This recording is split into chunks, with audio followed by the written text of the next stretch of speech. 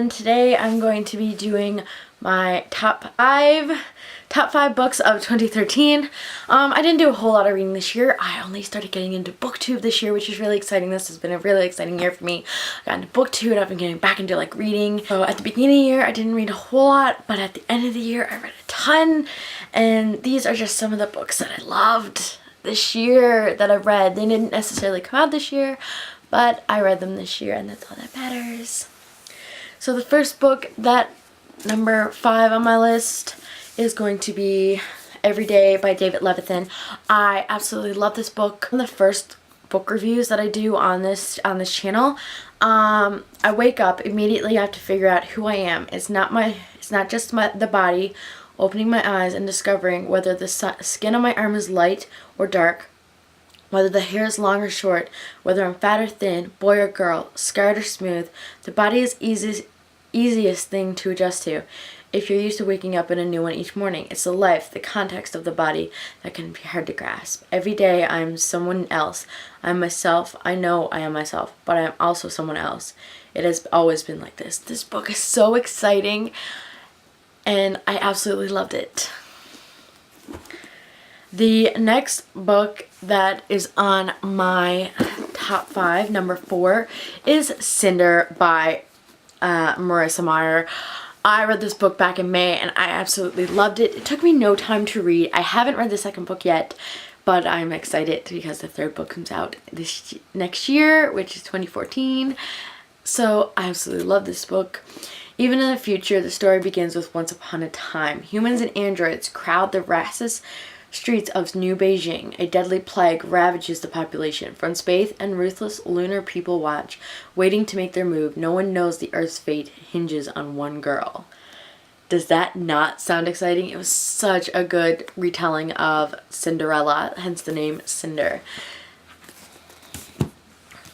The next book that I absolutely loved, and it is not here with me. I don't know what happened to it. It probably got lost in one of my moves this year.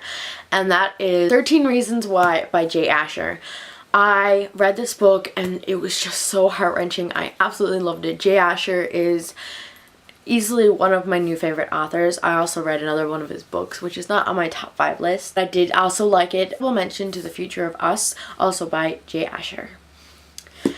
The next book, number 2 spot, goes to Eleanor and Park by Rainbow Rowell. This would have been number 1, but when you see number 1, you will understand why it's not number 1. I loved this book. It was so amazing. It made me laugh. It made me cry. It made me happy. Such a good book. And John Green said it best when he said, Eleanor and Park reminded me not just what it's like to be young and in love with a girl, but also what it's like to be young and in love with a book. And the number 1 spot goes to The Book Thief by Marcus Zusak. I read this finally this year. I think I bought it earlier in the beginning of the year, but I finally read it back in October. I haven't seen the movie yet. And it's really disappointing that I haven't seen it because it was only in my theater for like a week, which is really sad. But I love this book. Love, love, love, love, love it. I can't recommend it enough to people. It is about a girl who is living with a family during the Holocaust. She is a German. She and her family they end up hiding a Jew person in their basement, and she just loves to read, and such a good book. So that is my top 5 books. Top 5. So here are my top 5 without the extra book right here.